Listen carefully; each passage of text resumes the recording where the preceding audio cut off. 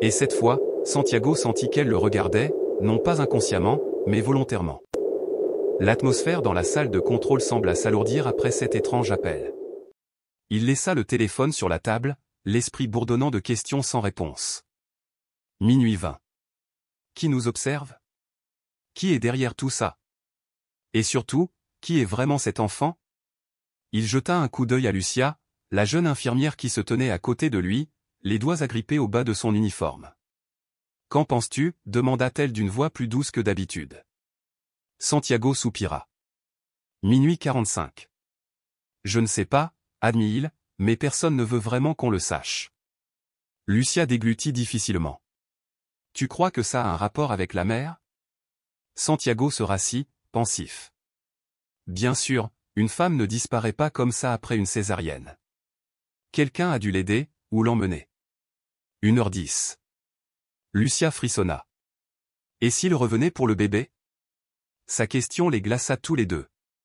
Santiago décida de faire ce qu'il n'avait jamais fait pour aucun patient, il sortit son téléphone, ouvrit son répertoire et composa immédiatement un numéro. 1h27. La sonnette retentit 3 fois avant qu'une voix grave ne réponde. Docteur Santiago, qu'est-ce qui vous amène ici à cette heure-ci? Êtes-vous toujours du service d'enquête civile? Demanda Santiago rapidement. Le silence s'installa à l'autre bout du fil. 1h47. Au bout d'un moment, la voix répondit, toujours là. Pourquoi? Il y a un cas étrange dans ma région, expliqua Santiago. Une femme a disparu juste après avoir accouché. Aucune identification, et maintenant on cherche le bébé, mais il n'y a aucune trace. L'homme au bout du fil prit une grande inspiration. 2h11. Ça n'a pas l'air simple, dit Santiago d'un ton neutre. Pouvez-vous vérifier ces informations par des traces biologiques ou quelque chose de similaire? J'ai besoin d'un élément de comparaison. Il regarda Lucia. Nous avons un échantillon de sang. 2h33. Elle hocha la tête. Oui, le protocole nous permet de conserver le sang des patients au moins 24 heures avant destruction. Santiago reprit le téléphone. Je t'enverrai l'échantillon. D'accord, répondit la voix.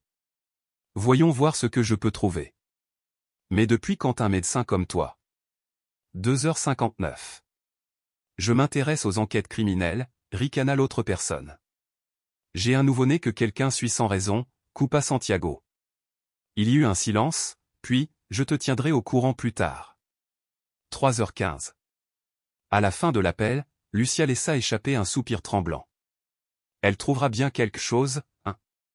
Au moins, on essaie. Santiago se leva. Viens, je veux aller voir le bébé. 3h35. Ils retournèrent à la nurserie. Tout était silencieux, mais quelque chose clochait. Lucia fut la première à le remarquer. Non, elle n'est pas fermée, balbutia-t-elle. Santiago fronça les sourcils. Cette porte, murmura-t-il, est toujours verrouillée après le départ d'une infirmière. 3h55. La gorge de Lucia se serra. Quelqu'un a ouvert. Elles poussèrent la porte ensemble, le cœur battant. Les berceaux étaient tous en place, les bébés dormaient paisiblement, sauf le dernier. Ce berceau était vide. 4h17. Impossible, murmura Lucia. Santiago courut inspecter les lieux.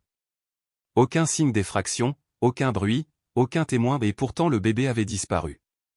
La panique flottait dans les yeux de Lucia. Il faut appeler la sécurité. Il faut. 4h42. Avant qu'elle ait pu terminer, des pas résonnèrent dans le couloir. Une silhouette traversa le couloir désert, tenant un petit objet dans ses bras. Santiago et Lucia la poursuivirent sans hésiter. 5h02. L'homme jeta un coup d'œil en arrière, le visage caché sous une capuche. Il tourna à gauche vers la sortie de secours. Santiago courut devant, mais la porte était fermée et verrouillée de l'extérieur. 5h20. Verrouillé. Santiago pressa sa paume contre le métal froid. Lucia haleta. Que faisons-nous maintenant? Santiago prit une profonde inspiration. On l'encercle. On ne peut pas le laisser s'échapper. 5h41. Ils se précipitèrent vers l'entrée principale, mais la cour était vide. Sous la faible lueur d'un lampadaire, le sol froid en ciment était désert. Pas de voiture, pas de gens, pas une seule trace. 6h03. Il avait disparu. Lucia se retourna, paniquée. Que s'est-il passé? Santiago serra les poings, le regard perdu dans l'ombre. Un nouveau-né ne pouvait pas disparaître aussi vite, sans aide. 6h23. L'hôpital était étouffant, comme si les murs se refermaient sur lui. Tout s'était déroulé si vite, comme un cauchemar glissant entre les mains de Santiago. Un nouveau-né, kidnappé à la vue de tout, aucune trace, aucun témoin, pas un seul cri. 6h47. Lucia s'est réfugiée au SOC et a appelé la sécurité. Santiago est resté, les mains tremblantes. Il savait qu'il ne trouverait rien. 15 minutes plus tard, la police a bouclé la zone, visionné les images des caméras et interrogé le personnel. 7h07. Mais rien. La vidéo du couloir ne montrait que Santiago et Lucia à leur poursuite. Le système était à nouveau en panne, comme lors de la mort de la mère. Un autre problème technique. Une autre coïncidence glaçante. 7h31. Le chef de la police, un homme d'âge moyen au regard froid, s'approcha. « Docteur Santiago, vous êtes le dernier à avoir vu le bébé ?» Santiago acquiesça. « Lucia et moi avons trouvé la porte de la nurserie ouverte. » Le bébé avait disparu. Le chef plissa les yeux. Quelqu'un a des soupçons. 7h48. Santiago hésita, puis dit, « Un homme est venu me voir il y a quelques heures. Il m'a conseillé de ne pas garder le bébé ici. » Le regard du chef s'éclaircit. « Qui ? » ? Je ne sais pas. Il n'était pas sur la liste des visiteurs. Ni nom, ni trace. 8h08. Le chef fronça les sourcils, ouvrit son carnet et écrivit rapidement. « Pouvez-vous le décrire ?» Santiago réfléchit longuement. Il avait quelque chose d'inhabituel, une longue cicatrice sur la tempe gauche. Le chef marqua une pause, le stylo en l'air. Sur la tempe droite, corrigea-t-il doucement. 8h51. Il fixa Santiago un instant, puis referma le carnet. « Je crois qu'on sait qui c'est. » Les yeux de Lucia s'écarquillèrent. « Vraiment ?» Il regarda prudemment autour de lui avant de murmurer, « C'était un enquêteur, disparu il y a des années après une mystérieuse affaire. » Lucia frissonna. « Quelle affaire ?» Le chef jeta un coup d'œil par-dessus son épaule, comme s'il hésitait à répondre. Comme s'il craignait que quelqu'un l'écoute, l'agent s'est penché plus près et a murmuré, « Un enlèvement de bébé. » Santiago et Lucia se sont figés. J'enquêtais sur un réseau de trafic d'enfants, poursuivit l'agent à voix basse, mais alors que je me rapprochais de ma piste, il a disparu sans laisser de traces. Personne ne sait s'il est vivant ou mort. Un frisson parcourut soudain l'échine de Santiago. « Alors, votre service a-t-il des liens avec cette organisation ?» demanda-t-il doucement. L'officier hésita. « On ne peut pas encore le confirmer, mais une chose est sûre, il vous a regardé droit dans les yeux, Santiago. Cet enfant n'est pas un bébé ordinaire. » Santiago retint son souffle. « Que veux-tu dire ?» Nous avons une théorie, dit lentement l'agent. Peut-être que la mère du bébé a découvert quelque chose, un secret qui a fait d'elle une cible. Santiago se souvint de l'étrange échographie qu'il avait aperçue. C'était peut-être la sienne, et maintenant, ils veulent l'enfant. La voix de Lucia n'était qu'un murmure. Plus personne ne parla jusqu'à l'aube. Les couloirs de l'hôpital retrouvèrent peu à peu leur calme habituel, mais une tension subsistait. La police s'était retirée, ne laissant qu'un seul garde à la porte. Dans la petite salle de garde, Santiago était assis, abasourdi. Tout était allé trop vite, le garçon avait disparu, et il n'avait pu rien faire pour l'empêcher. Il se frotta le front et expira bruyamment. Un léger coup frappé le fit sursauter. Lucia jeta un coup d'œil à l'intérieur. « Ça va ?» Il réussit à hocher la tête d'un air tremblant. « Et toi ?» Elle hésita, puis dit, « Quand j'ai examiné le dossier plus tôt, j'ai trouvé quelque chose d'étrange. » Santiago haussa les sourcils. « Qu'est-ce qu'il y a ?» Lucia sortit un petit bout de papier jauni. Il a été glissé entre deux pages de la maternité. Elle le lui tendit. Il le déplia et lut le message, « Protégez-le. Ne les laissez pas le trouver. » Sous ces mots se trouvait un étrange symbole, identique au tatouage sur le poignet de sa mère disparue. Un frisson le parcourut. Il traça le symbole du bout des doigts tremblants. Qui a laissé ça ? Lucia semblait tout aussi perplexe. Je n'en suis pas sûr. Mais je connais quelqu'un qui pourrait le déchiffrer. Elle sortit son téléphone.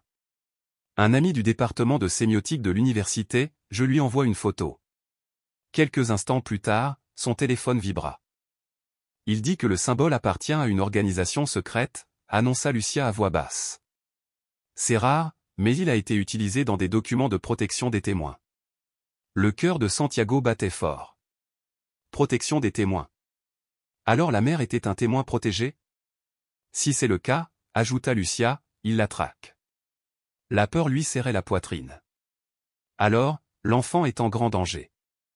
20 minutes plus tard, ils étaient assis en face du chef de la police et d'un inspecteur principal au caractère d'acier, dans une salle de conférence exiguë d'un hôpital. Santiago fit glisser le message sur la table. L'inspecteur plissa les yeux en reconnaissant la marque. « J'ai déjà vu ça », murmura-t-il. Pressé de questions, il révéla, il y a 2 ans, nous avons protégé un médecin légiste, témoin clé dans une affaire de trafic d'organes. Santiago halta. C'est elle? L'inspecteur hocha la tête d'un air sombre. Ils lui ont donné une nouvelle identité.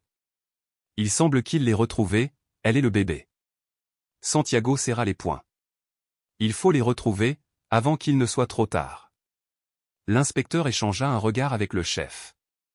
Son dernier signal a été capté tôt ce matin, à une dizaine de kilomètres au sud d'ici, dans une zone industrielle abandonnée. Un signal faible nous a conduits là-bas, notre équipe de recherche est en route.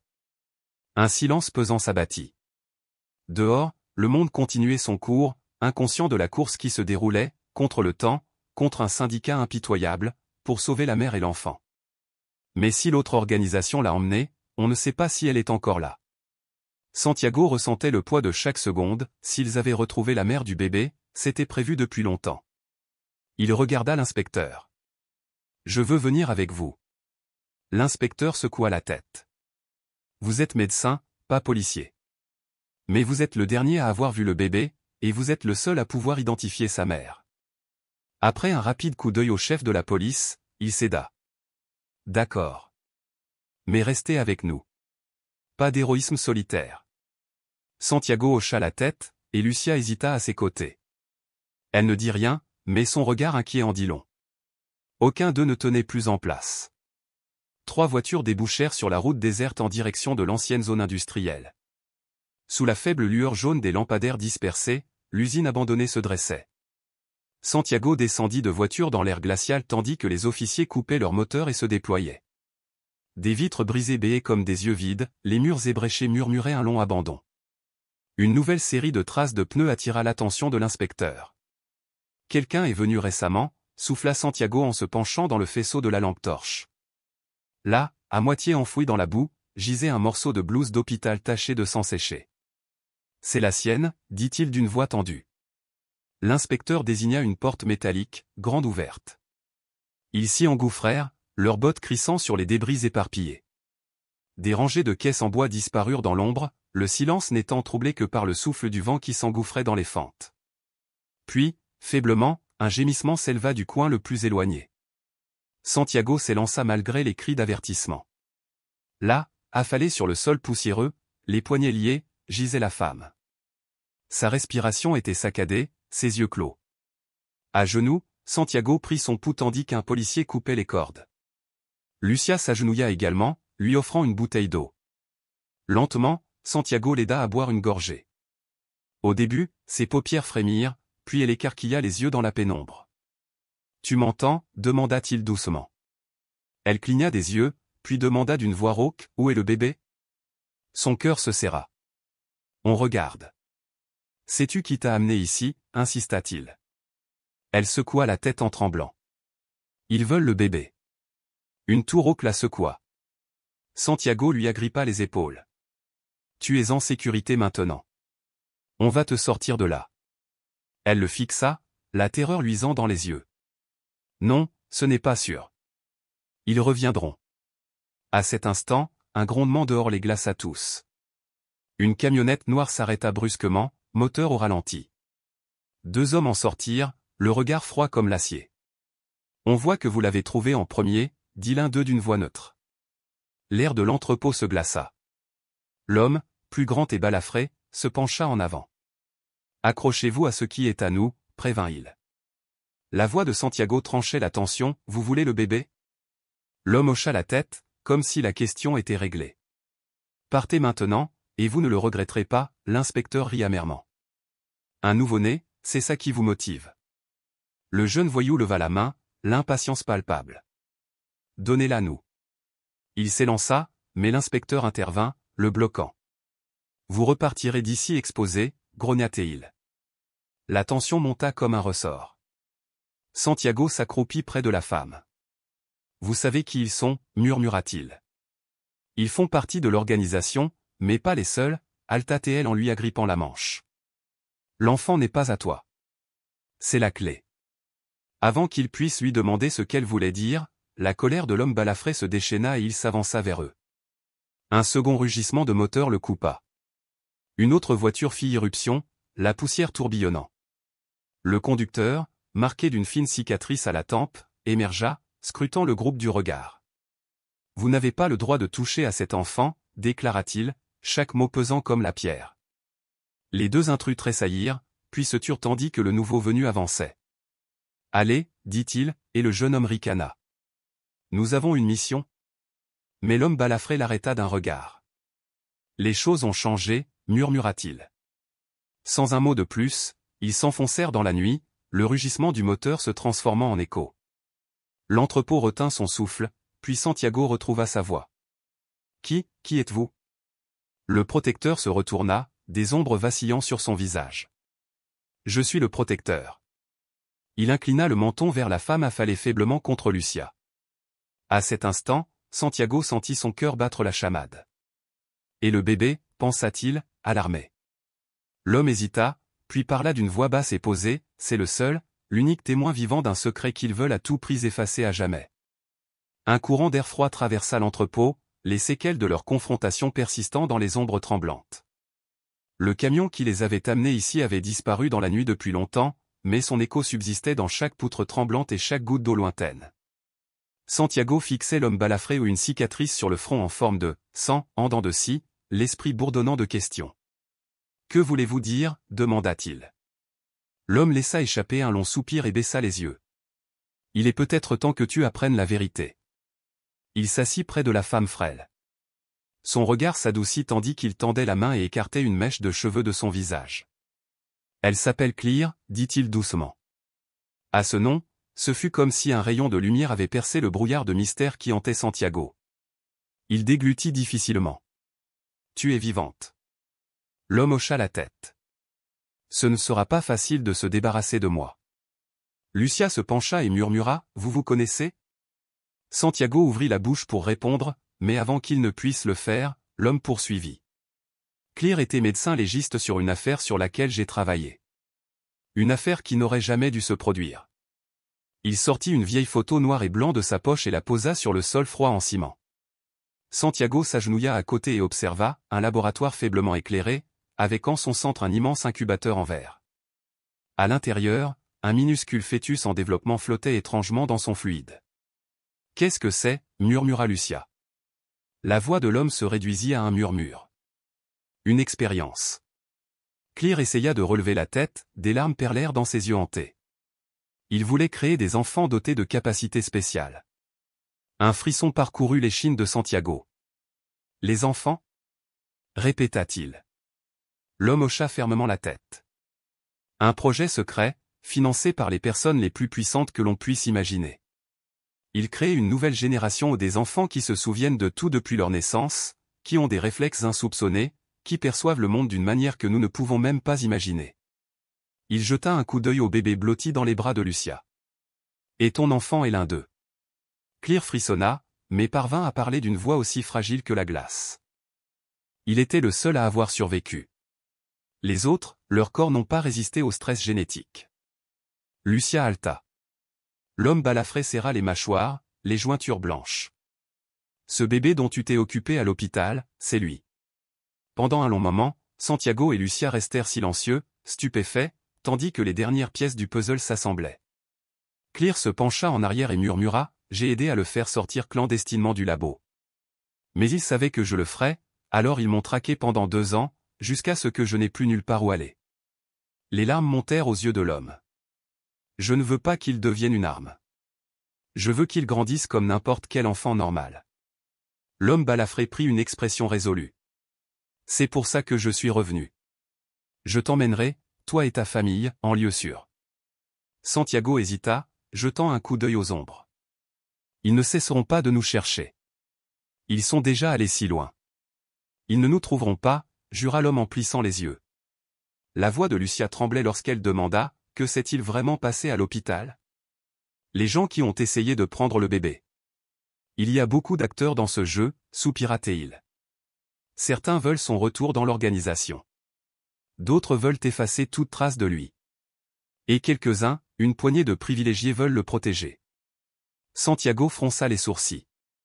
Alors, qui es-tu vraiment? De quel côté es-tu? L'homme pinça les lèvres. Je ne peux faire confiance qu'à moi-même. Le silence retomba, rompu seulement lorsque Clear parla avec une détermination tranquille. Je viens avec toi. Santiago se tourna vers elle, l'inquiétude lut sur son visage. Tu es sûr?